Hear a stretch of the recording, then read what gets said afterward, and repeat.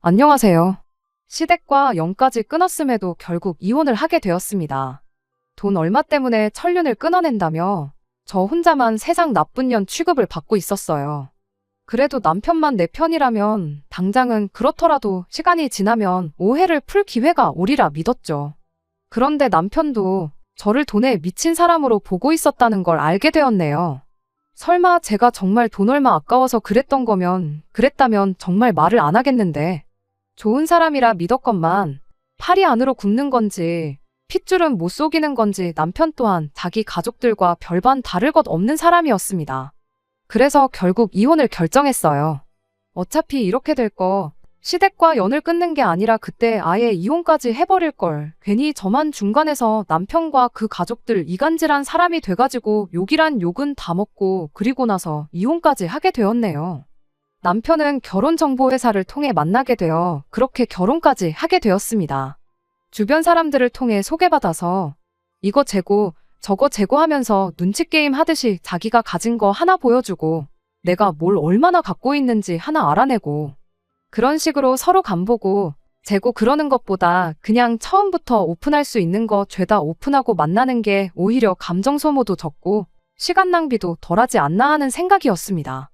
그때는 거기까지는 생각 못했죠. 진짜 중요한 건 종이에 적을 수 있는 수치적인 것들이 아니라 거기에 적을 수 없는 것들이란 걸 말이죠. 남편을 처음 소개받고 나서 몇 달 정도를 더 만났고 그렇게 결혼 준비를 시작하게 되었습니다.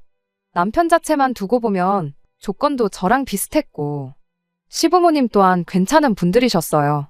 그때까지는 이렇게 좋은 사람들한테 돌연변이 같은 성격 괴팍한 아주버님이 있다는 사실을 전혀 몰랐습니다.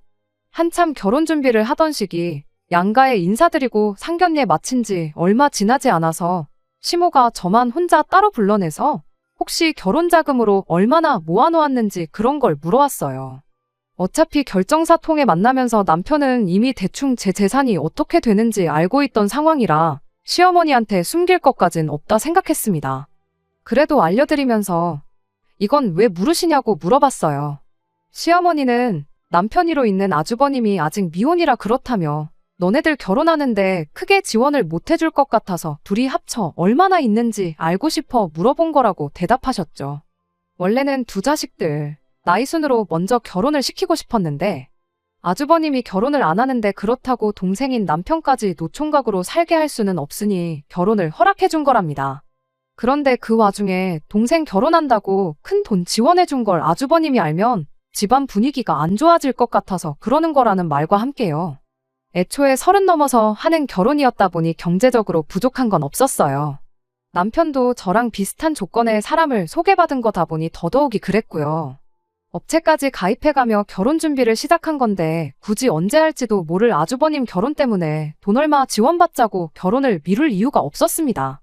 애초에 부모님 지원은 처음부터 생각도 기대도 안 했던 거다 보니 더더욱 미뤄야 할 이유가 없었죠. 시어머니도 아주버님만 아니었으면 돈 얼마 해줬을 텐데 하고 말한 거지 직접적으로 결혼을 미뤄달라고 부탁한 것도 아니었다 보니 그걸 가지고 실망할 것도 없었어요. 주변에 시댁에 괜히 돈 얼마 지원받았다가 그 돈 때문에 시댁 눈치 보면서 꼼짝도 못하고 잡혀 사는 친구도 덜어 있었다 보니 시어머니가 돈 얼마 못 해주겠다고 하는 게 아쉬울 것도 없었고요. 그랬더니 오히려 시어머니가 저한테 큰 신세를 진 느낌이었나 봐요. 이해해줘서 고맙다는 말까지 들으며 결혼을 하게 되었거든요. 결혼은 그간 남편과 제가 모아놓은 돈에 시댁에서 2,000 지원받고 친정에서도 똑같이 2,000을 더 지원받아서 했어요. 애초에 뭐 하나 받을 생각이 없었는데 뭐라도 해줘야 마음이 편하겠다는 시어머니 고집에 부랴부랴 친정에서도 똑같이 2,000을 받아와서 정확하게 반반 결혼을 하게 되었습니다. 저나 남편 벌이도 나쁜 편이 아니었고 어쩌다 보니 받은 양가 부모님 지원 덕분에 수중에 돈도 좀 남아있는 상태에서 결혼을 하게 되었다 보니 결혼 첫 해가 지나서부터는 여유가 많이 생기더라고요. 그래서 그때부터는 양가 부모님께 용돈도 조금이나마 챙겨드리고 시댁 한 번, 친정 한 번 번갈아 가면서 외식도 다니고 그랬어요. 그냥 남들 하듯이 어디 가서 못한다 소리 듣지 않을 만큼 저희가 할 수 있는 선에서 최선을 다하고 있었습니다. 연애 기간이 짧았던 만큼 결혼 전에 몰랐던 서로의 생활 습관들 때문에 티격태격 하는 일이 몇 번 있긴 했지만 또 연애 기간이 짧았다 보니 남들 연애할 때 해야 할 것들을 결혼하고 나서 한다고 둘이 여기저기 놀러 다니고 보러 다니고 먹으러 다니고 하면서 말 그대로 연애 같은 신혼생활을 만끽하고 있었습니다.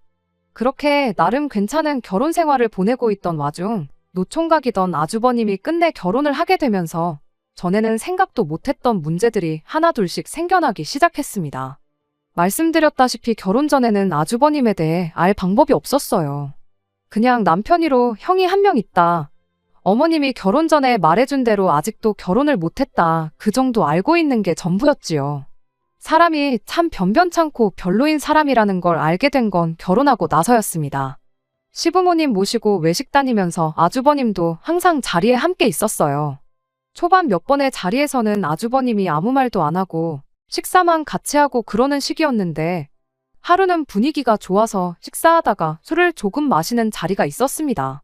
그때 모처럼 아주버님이 무거운 입을 열었는데 저를 앞에다 두고 남편한테 너는 30 넘은 여자랑 결혼하려고 그 나이 먹도록 결혼도 안 하고 있었던 거냐는 소리를 하더라고요. 남자는 와인과도 같아서 시간이 지날수록 무르익는다나 어쩌나.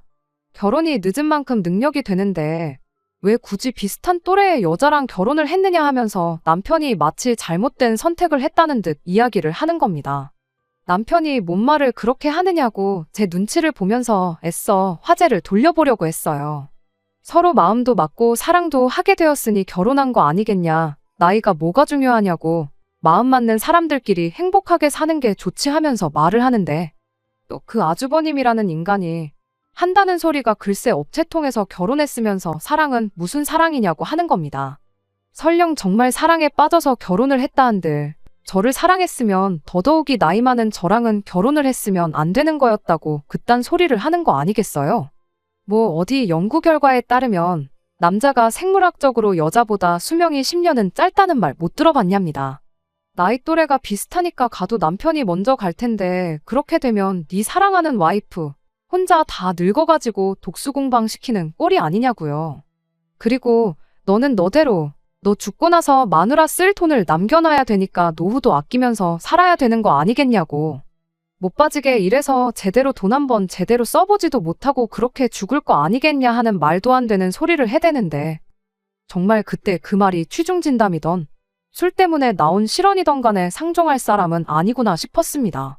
결혼을 여태 못한 데에는 이유가 다 있구나 싶었죠. 40이 다 되어가는 나이에 얼마나 어린 여자하고 결혼을 하는지 한번 두고 보자 하고 말았어요. 아주버님이 말을 재수없게 한다고 해서 저희 결혼 생활에 크게 지장을 주는 것도 아니고 남편도 그날 이후로 제 눈치가 보인 건지 시부모님과 함께하는 자리에 아주버님은 따로 부르지 않았었거든요. 그런데 안 마주친다고 끝날 일이 아니었어요. 그 아주버님이 정말 결혼을 하게 되었거든요. 결혼을 하게 된 것도 놀라운데 무슨 수를 쓴 건지 그것도 저보다 4살이나 어린 여자와 말이에요.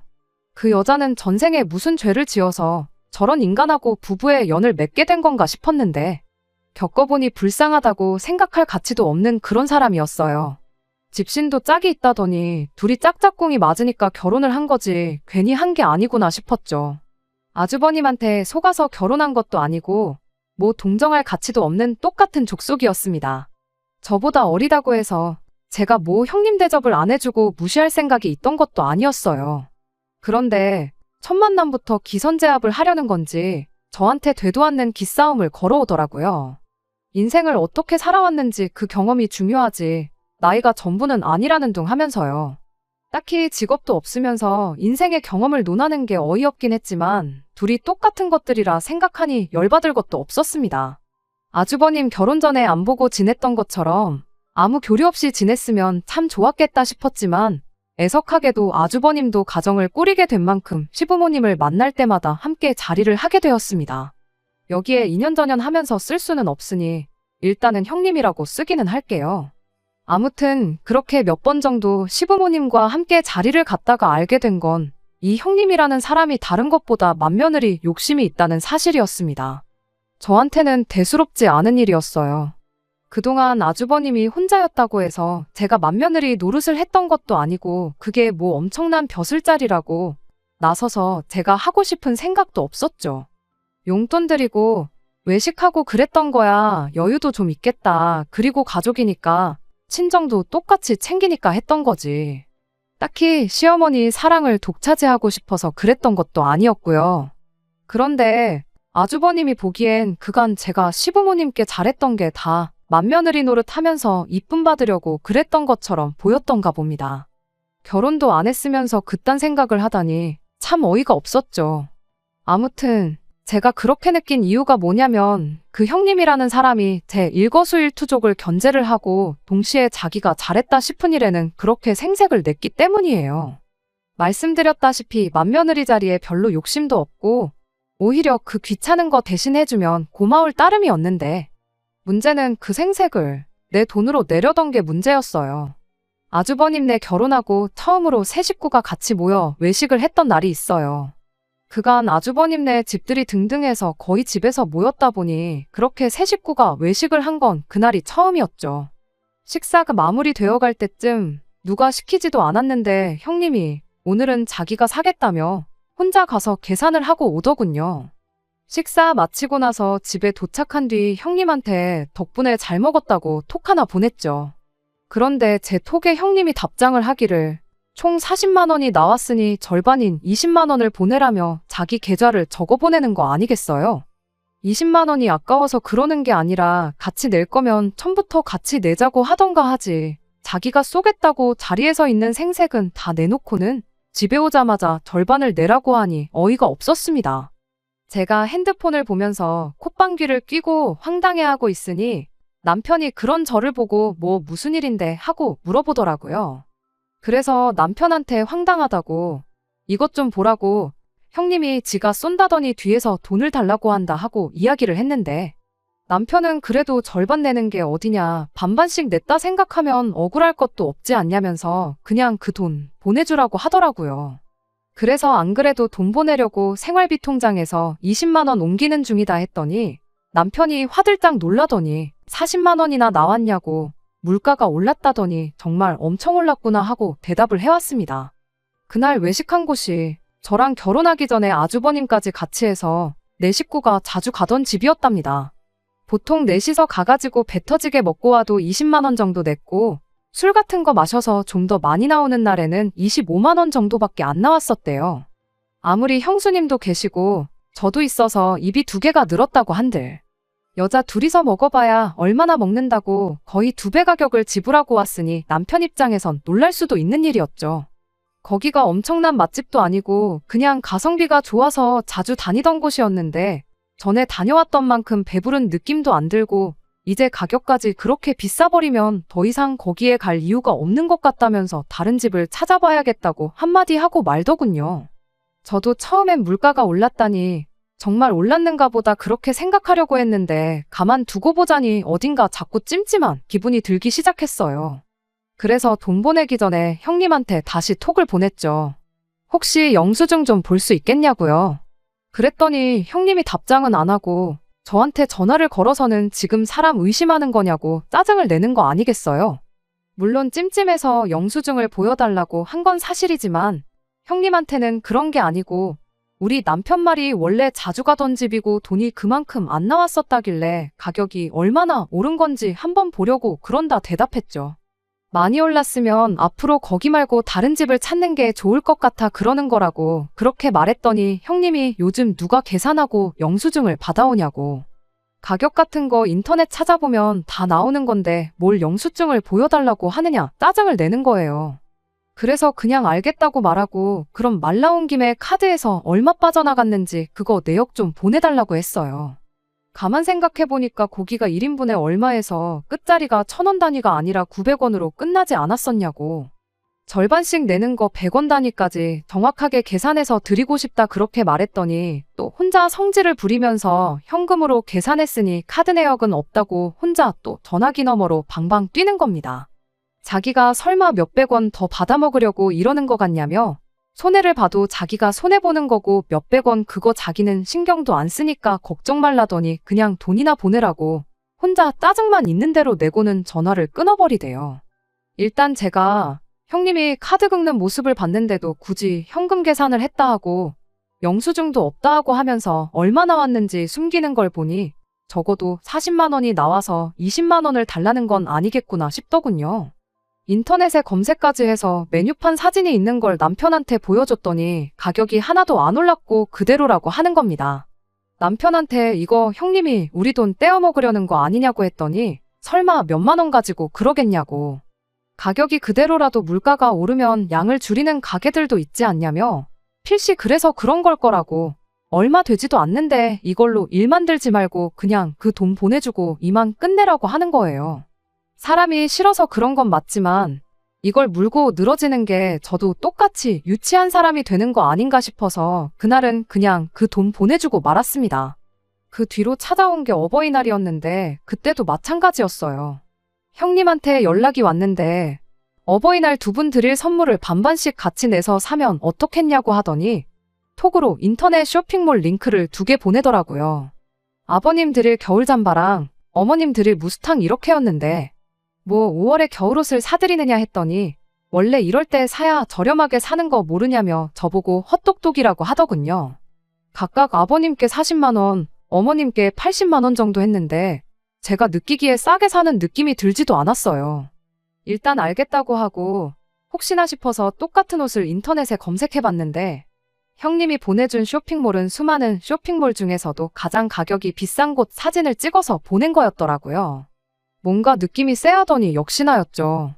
다른 데는 아버님께 10만 원 정도 하고 어머님 옷은 한 25만 원 정도 했거든요.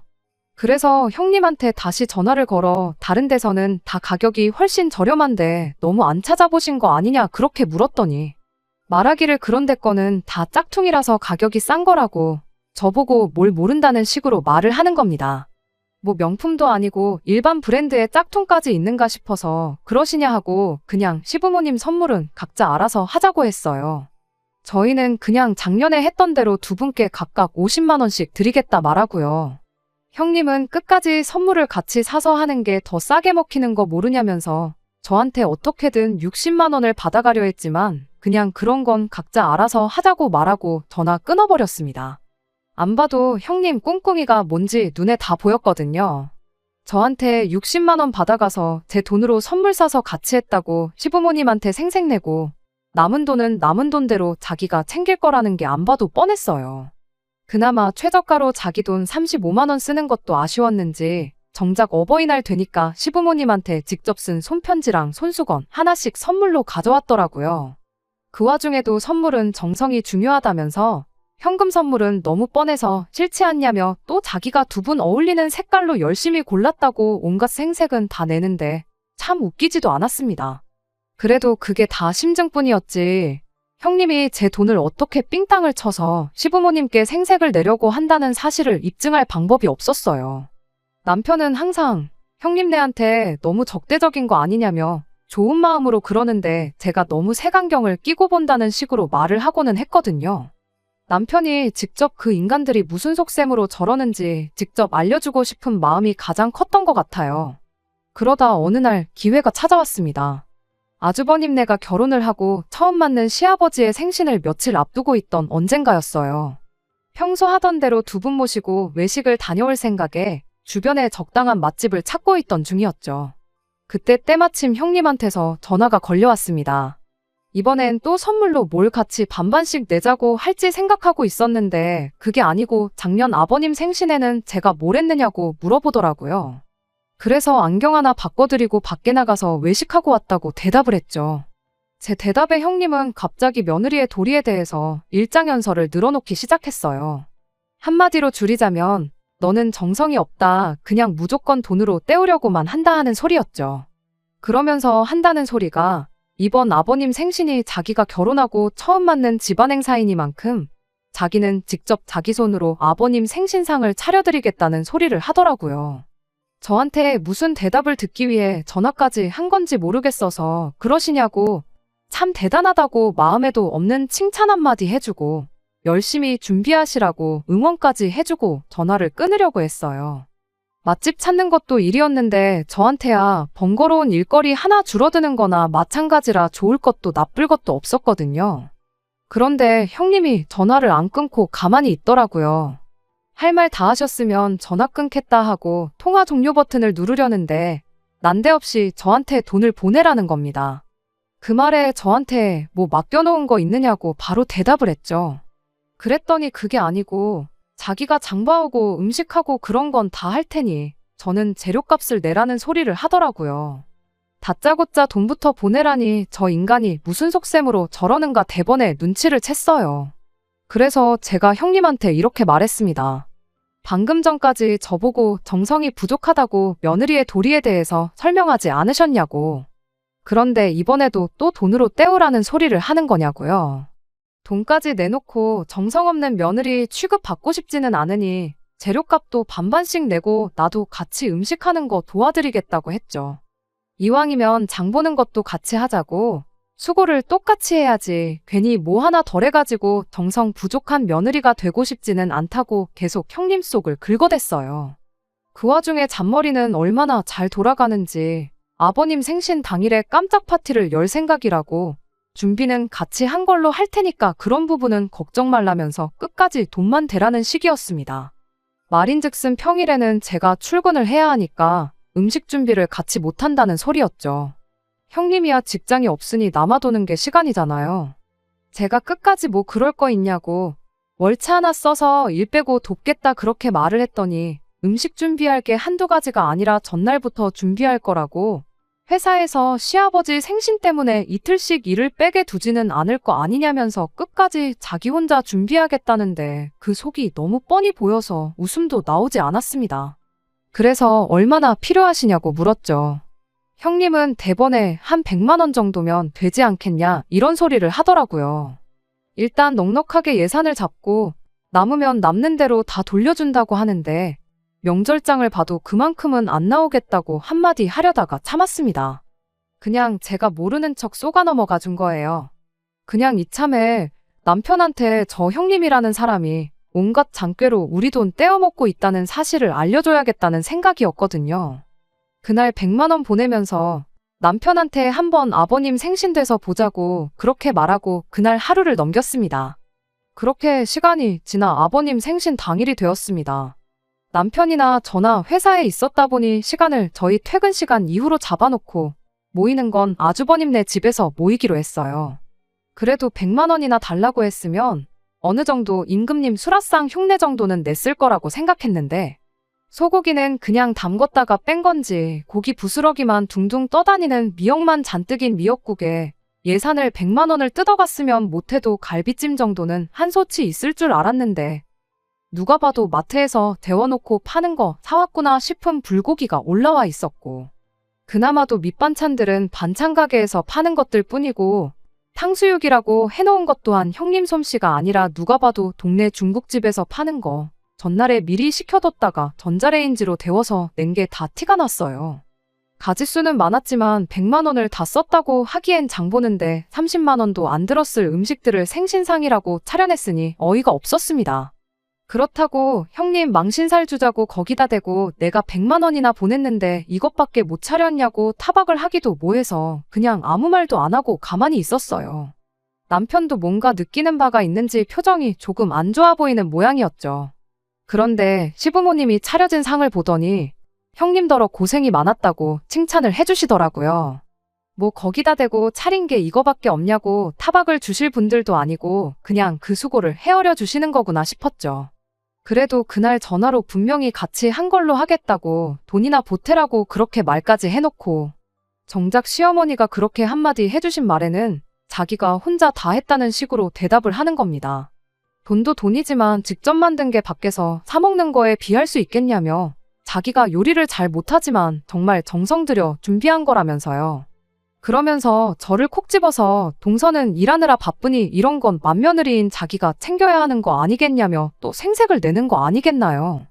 굳이 직접 만든 게 밖에서 사 먹는 거에 비할 수 있겠냐는 소리를 하는 것도 저를 노리고 했던 말이라는 걸 굳이 묻지 않아도 알 수 있었습니다. 식사 마치고 나서는 케이크를 꺼내왔는데 케이크라고 뭐 어디 호텔 베이커리에서 시킨 것도 아니고 그냥 동네 어디에나 있는 체인점 케이크를 꺼내오더라고요. 그래도 분위기는 좋았다 보니 거기다 대고 구태여 찬물을 끼얹고 싶은 생각은 없어서 가만히 있었어요. 적어도 남편이 저 형님이라는 인간이 어떻게든 우리 돈은 돈대로 떼먹고 생색은 있는 대로 내는 사람이란 걸 알게 되었으니 소기의 목적은 달성했구나 싶어서 그걸로 끝내기로 했죠. 아니나 다를까 집에 갈 때 되니 형님이 장보고 남은 돈이라며 3만 원을 제 손에 쥐어주더라고요. 그 음식에 97만 원이나 쓴 거냐고 영수증이나 있으면 보여달라고 했더니 저보고 살림을 안 하니까 이런 기본적인 것도 모른다며 생색을 내면서요. 시장 같은 데서 현금 주고 사면 마트 같은 데보다 엄청 싸게 살 수 있는 거 모르냐면서 죄다 현금으로 사가지고 영수증이 따로 없다는 소리를 하는 거 아니겠어요? 아니 뭐 싸게 사기는 뭘 싸게 샀냐고. 그 상차림에 97만 원이면 아주 바가지를 써도 엄청나게 쓴 거 아니냐고. 시장 사람들이 형님 완전 호구 잡아서 그 돈으로 잔치를 벌였겠다고 빈정거리면서 한마디 했더니 또 혼자 부들거리면서 자기 인건비는 생각을 안 하냐고 따지고 들더라고요. 인건비라니 무슨 소리냐고 했더니 장봐오고 음식하고 그런 거부터 이제 너네들 가고 나면 6식구 먹은 뒷정리까지 내가 다 해야 하는데 그 인건비도 다 포함시켜서 그 돈을 달라고 했다는 겁니다. 어이가 없어서 인건비 같은 소리 하고 있다고 한마디 해줬어요. 시아버지 생신상 차리는데 누가 인건비를 받고 일을 하냐고요. 딱 봐도 장 보는 거 30만 원도 안 들은 것 같은데 생신상 한 번 차리고 70만 원 받는 사람이 세상에 어디 있냐고.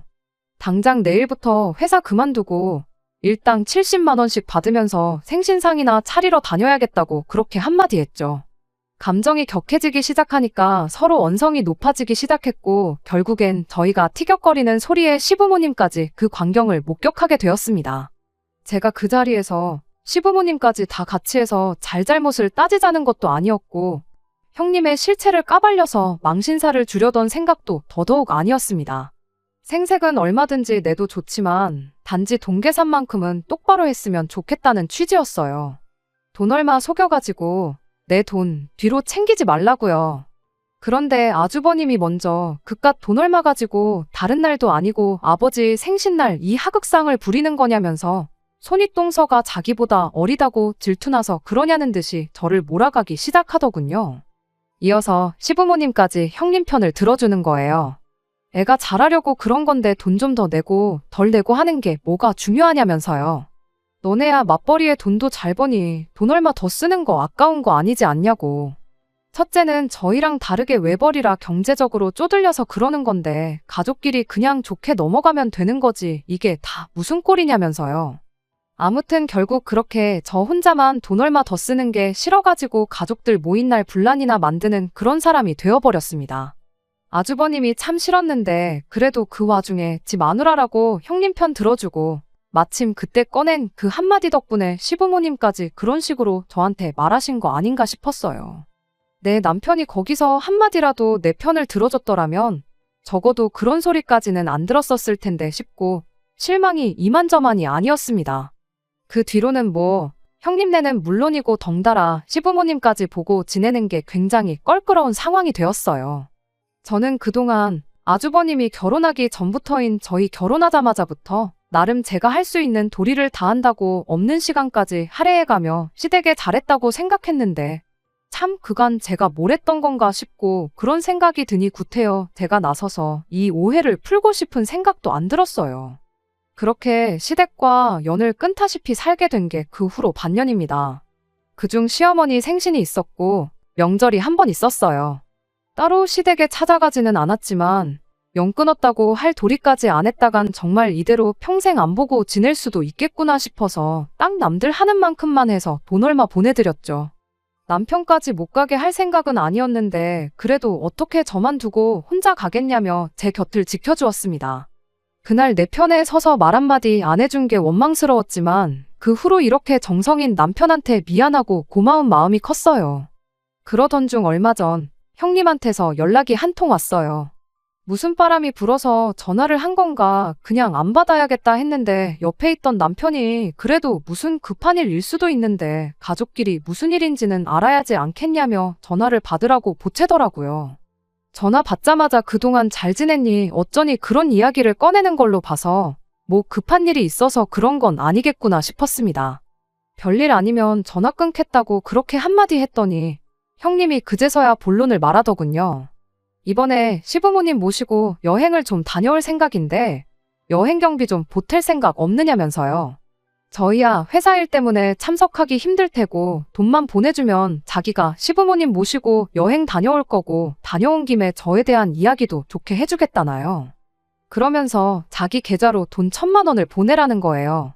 난데없는 액수에 뭐 어디 유럽 같은데 모시고 가는가 했더니 제주도를 그것도 고작 4박 5일 다녀오면서 돈 1,000만 원을 내라는 소리를 하고 있던 겁니다. 이번엔 반반씩 내자는 소리를 따로 안 하는 걸로 봐서 아예 그냥 저희들 돈으로 시부모님은 물론이고 자기들 돈까지 내달라는 소리나 다름없었지요.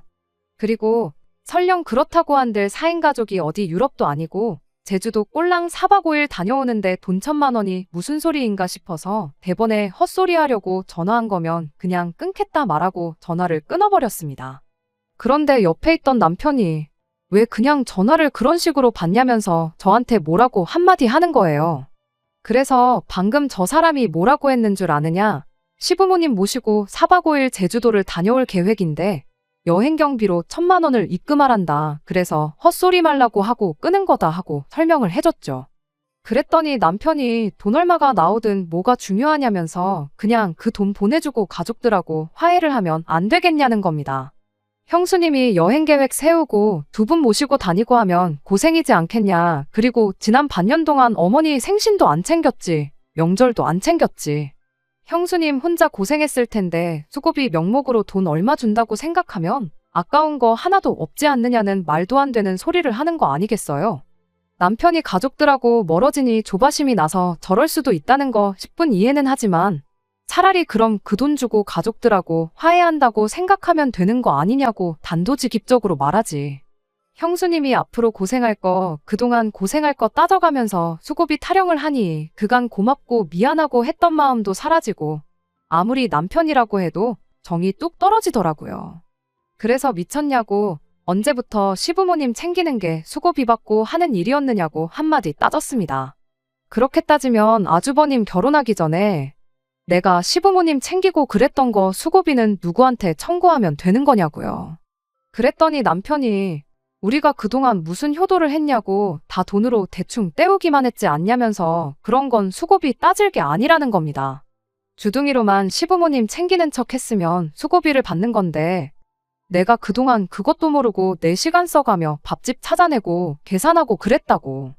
이럴 줄 알았으면 그냥 나도 형님처럼 하는 척이나 하고 당신한테 수고비나 땡겨받을 걸 그랬다고 한껏 빈정거렸죠. 그 말에 남편이 너는 그 와중에 또 돈돈거리고 있냐고 그놈의 돈 빨키는 것 좀 그만 좀 하면 안 되겠냐는 거 아니겠어요? 그 큰돈 거침없이 한 방에 내주면 가족들도 제가 푼돈 얼마에 쪼잔하게 군다는 오해도 풀리지 않겠냐고 하는데 정말 얼토당토하는 소리에 기가 차서 말도 안 나오더라고요. 설령 1,000만 원이 아니라 돈 얼마 주고 풀릴 일이었다고 한들 그렇게까지 해서 풀고 싶은 생각일랑 없다고. 지금 호구같이 그 돈 해주고 나면 다음엔 얼마나 더 큰 돈을 바라겠냐고. 처음 외식비 몇만 원 뜯어먹힌 게 어버이날 선물 산다고 몇십만 원으로 커졌고 아버님 생신 때 가서 100만 원이 된 거 보면 모르겠냐 했죠. 지금 이거 1,000만 원 해주면 아마 다음번엔 우리 집 집문서를 내놓으라고 해도 충분히 그럴 거다 했더니 저보고 말이나 되는 소리를 하냐며 입에 거품을 물더라고요. 말이나 되는 소리냐니 누가 할 소리를 하고 있느냐고 따졌더니 남편이 이렇게 한마디 하는 거예요. 막말로 죄를 지어도 위자료를 내지 않냐고. 어쨌든 너 때문에 가족들하고 연도 끈타시피 해서 지내고 있는데 그냥 위자료 주는 셈 치고 그 돈 해주면 어디가 덧나냐는 겁니다. 그때 알게 된 거죠. 남편이 저를 위해서 가족들하고 안 보고 지냈던 게 저를 위해서가 아니라 그냥 제 눈치만 보고 있었다는 사실을요. 남편은 그저 제가 시부모님한테 잘하겠다는 형님한테 돈 100만 원 주는 게 아까워서 시어머니 사랑을 독차지하는 형님이 부러워서 그러는 거라고 자기 가족들하고 똑같이 생각하고 있었던 거예요. 돈 100만 원 때문에 가족들하고 말도 못 섞게 하는 나랑 더 살아서 뭐 하겠냐고 그냥 그 길로 남편한테 이혼 선언 해주고 이왕 이렇게 된 거 네 형수한테 돈 1,000만 원 네 돈으로 해주라고 한마디 했어요. 주면서 혹시 여행 자리 한 자리 더 알아봐 줄 수 있냐고도 꼭 물어보라고요. 어차피 이혼 서류 다 뭐다 준비하는데 시간이 걸릴 텐데 그동안 당신 꼴도 보기 싫으니까 어디 좀 눈에 안 보이는데 가 있으라고 그렇게 한마디 했더니 남편이 씩씩대면서 바라던 바라고 어디 이혼할 수 있으면 해보라고 그러곤 그 길로 짐 싸서 시댁으로 가버리더라고요. 미안하다고 사과하면 마음이나마 약해질까봐 걱정이었는데 그렇게 사라져주니 오히려 마음 정리하기는 너무 편했네요. 남편이 집에 돌아온 건 그로부터 일주일이 지나서였어요. 아니나 다를까 남편이 저한테 잘못했다고 빌더라고요. 왜 갑자기 마음이 변해서 저럴까 싶었는데 굳이 남편이 안 알려줘도 되는 사실까지 알려주면서 이혼에 대한 마음을 확실하게 굳힐 수 있었습니다.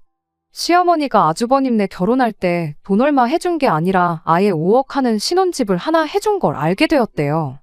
그 말 듣고 저도 놀라긴 했어요. 어떻게든 2천을 해주신 게 없는 형편에 짜내고 짜내서 해주신 건 줄 알았는데 그냥 말 그대로 저희는 둘 다 직장도 있고 돈도 어느 정도 버니까 2천 먹고 떨어지라는 식이었던 거고 아주버님한테는 5억 집을 묻지도 따지지도 않고 해준 거였어요. 괜히 그 여자가 집도 절도 없는데 나이마저 10살 가까이 차이 나는 아주버님하고 괜히 결혼을 한 게 아니었던 거죠.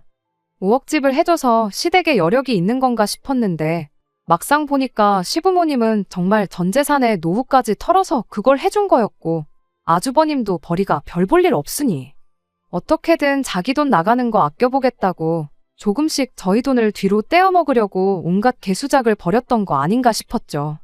그리고 그걸 알게 된 남편도 시부모님한테 크게 실망을 하게 된 거고 그만큼 받았으면 우리가 금전적으로 시부모님한테 뭘 해줘야 할 이유도 없겠다 싶어져서 그제서야 집에 돌아와서는 그냥 시댁과 연 끊고 살자고 하면서 저한테 싹싹 빌었던 거였고요. 하지만 일주일이 지난 만큼 저는 이미 마음을 굳혔다 보니 남편이 사과하고 싹싹 빈다고 해도 받아줄 마음이 없었습니다. 오히려 남편이 시댁과 연 끊고 살자며 꺼낸 그 아주버님 신혼집에 얽힌 뒷이야기가 마음만 더 굳게 먹게 해주는 꼴이 되었네요. 이혼한 지금에 와선 형님, 아니 그 여자한테 고마운 마음까지 드네요. 내 돈으로 생색도 내고 자기 돈까지 아껴보려다가 이렇게 저를 그런 거지 같은 집구석에서 탈출시켜준 거나 마찬가지니까요. 40줄에 장가 못 간 장남아들 결혼시키는데 5억이 들었는데 부모님도 아니고 형님네한테 돈 쓰는 게 아깝냐고 따져묻다가 이혼당한 아들 재혼시키는 데는 얼마나 들런지. 이미 이혼한 마당에 뭐 그게 중요한가 싶지만 조강지쳐 냅두고 가족들 편만 들다 이혼당한 남편이 평생 일을 두고 후회 속에 살았으면 참 좋겠습니다. 끝까지 들어주셔서 감사합니다. 오늘의 사연은 여기까지입니다. 구독과 좋아요, 알람 설정 부탁드리고 더 좋은 사연으로 다시 찾아뵙겠습니다. 감사합니다.